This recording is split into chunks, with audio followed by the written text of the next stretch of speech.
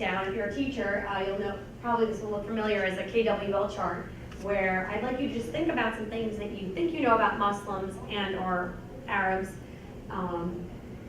things maybe you're not so sure about, or things that, yeah, I've researched that and I know.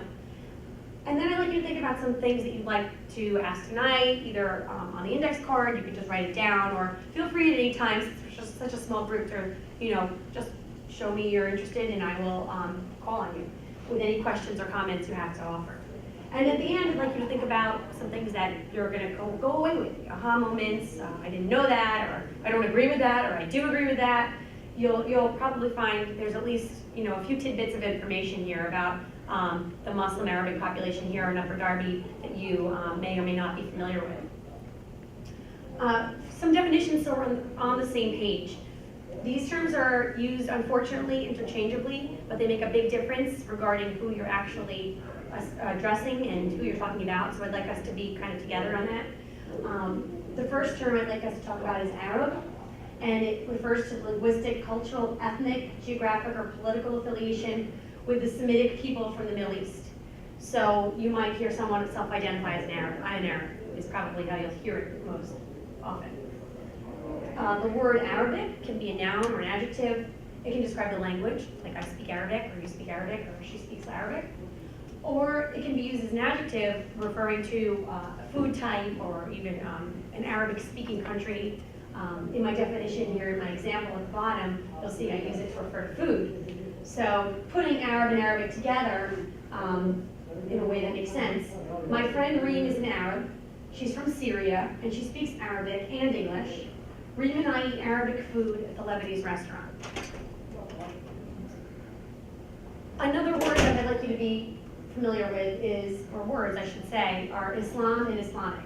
So Islam is a noun, and it refers to the religion, like Christianity, or Judaism, or Buddhism, or Sikhism. The adjective is Islamic. Islam is the name of the religion, and it translates directly from Arabic as the submission to God's will.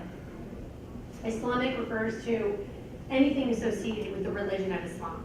So it's akin to saying Christian, like my Christian neighbor, or my Jewish father.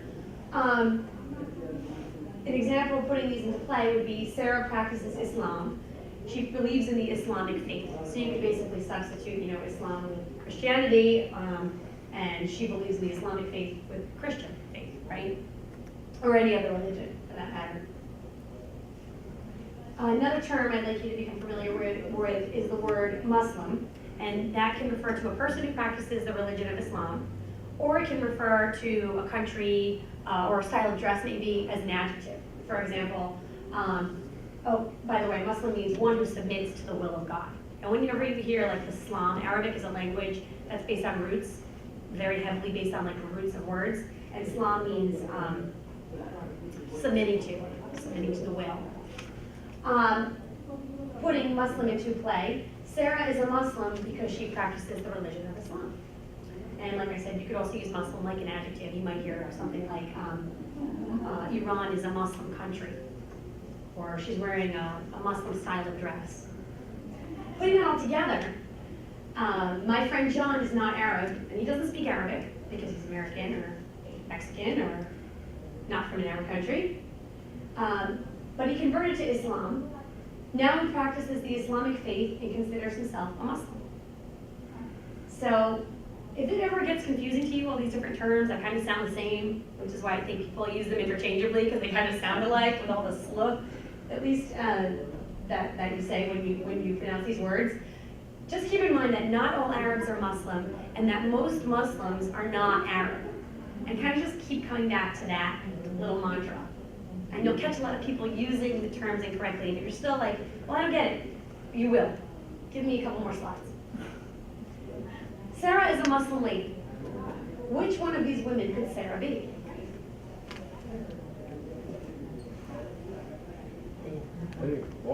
Any or all. Thank you very much, sir. Exactly. They could be any or all because, why? It's a religion, right? It's a religion. It's not a race. And I think or an ethnicity, or a way to self-describe, to say that you're from a certain part of the world, right? You could be a Muslim living in Canada, you could be a Muslim living in Ecuador, you could be a Muslim living in a part of a country in Africa, right? It's just a religion that a person could convert to if inclined. So before we get more into Islam, you might be saying like, oh, well, what are you talking about Christians for? Well, there's a point to this. I'd like to see if you agree with these statements. Christians don't drink alcohol, smoke, gamble, or dance. Christians have very large families. Christians don't watch movies or TV. They listen to only religious music. They go to church every Sunday. And they dress very conservatively, and females wear dresses or skirts, but no pants or shorts. And no one wears a bathing suit when they go swimming. So are these things true about Christians? Yes and no. I see head shaking, and I see yes and no. Exactly. Okay, so why do you say yes and no? If somebody wouldn't mind explaining yes and no, if you're of that persuasion. Well, there's different branches of Christianity. And I know when my mother-in-law was married, she married a gentleman who was a strict Methodist, and they did not listen to the radio or television on Sundays. It was only reading the Bible. And you also have branches of Christianity who, some have very large families, who choose not to. It doesn't, all those statements are partially true for some, not for all. Exactly. That's exactly the point of this particular slide. And actually, I'm getting married at a Methodist community in Ohio, and part of the, well, actually just the ceremony, not the reception. The reception's at a winery, but at the ceremony, it's a dry location, so there's no alcohol allowed on premises. And this is a Methodist Christian community, so thank you for that, for mentioning that. So those things, those statements are true of the Duggar family. Does anybody know the show? The Yes. Duggar family on TLC? Okay. I don't know.